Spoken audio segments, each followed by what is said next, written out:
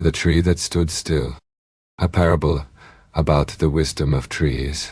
Far from the noise of villages, beyond the bend of rivers and the reach of maps, there stretched a high plateau where mist moved like breath, and time softened the stones. Here, the earth was quiet. The wind passed slowly, as though listening. And there, in the center of that vast and empty place, stood a tree. It was neither tall nor grand in form. Its trunk was split in two, its branches uneven, one side reaching, the other resting. Moss clung to its lower bark, and its roots spread like fingers searching the past. No other tree grew nearby. It stood alone, as it had for centuries. Travelers sometimes passed the tree. Some paused to rest beneath it, unaware of its age. Others moved on without notice, their eyes fixed on mountains or stars. And yet the tree remained, unshaken by attention or neglect. It stood through winds, through frost, through seasons of fire and silence. It remembered everything.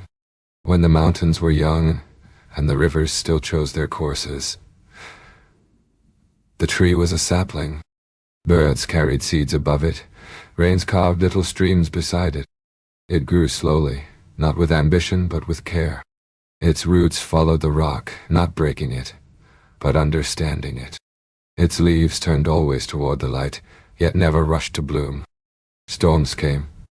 Lightning struck nearby. Its roots cracked the earth.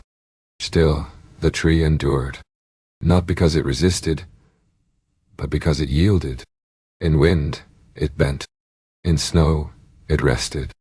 In fire, it regrew from blackened bark. In stillness, it listened. One year, the winds brought a fire that moved across the plateau like a memory too long forgotten. Grass turned to ash. Birds finished.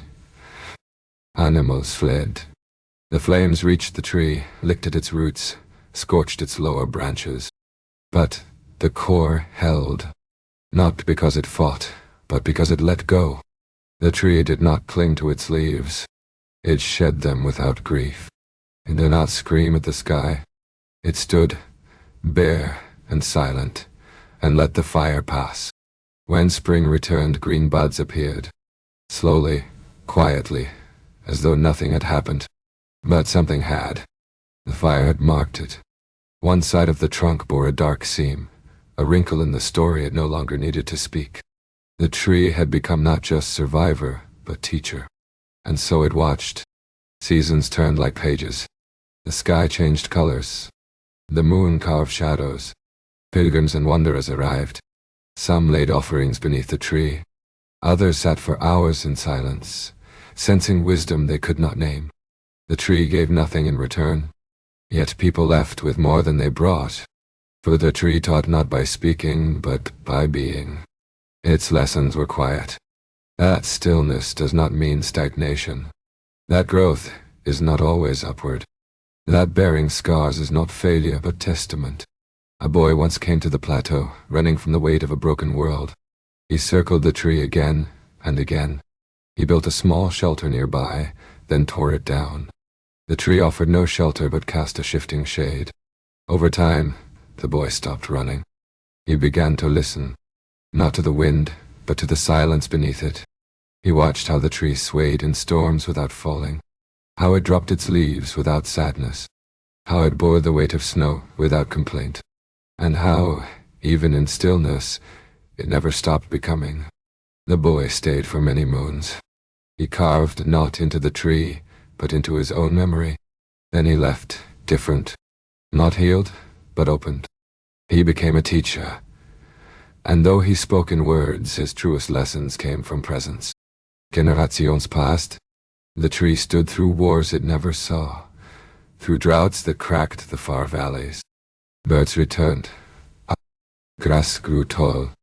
The sun rose and fell each time, painting the tree a different color.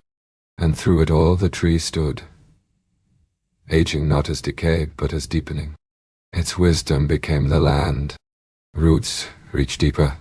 The trunk hollowed slightly, forming a space where animals nested and storms whispered.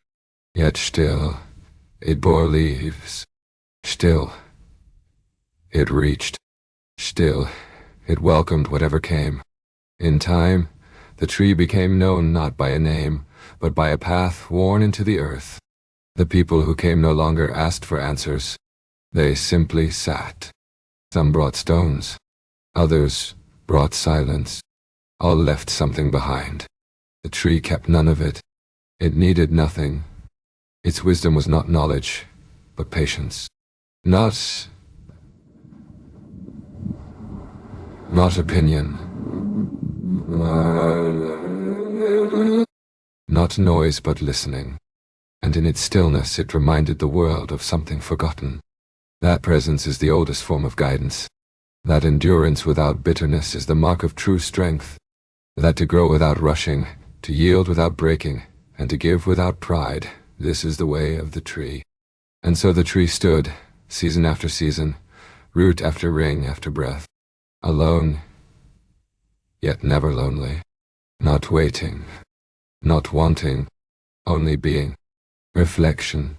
Parable of the tree that stood still suggests that the truest wisdom often makes no sound.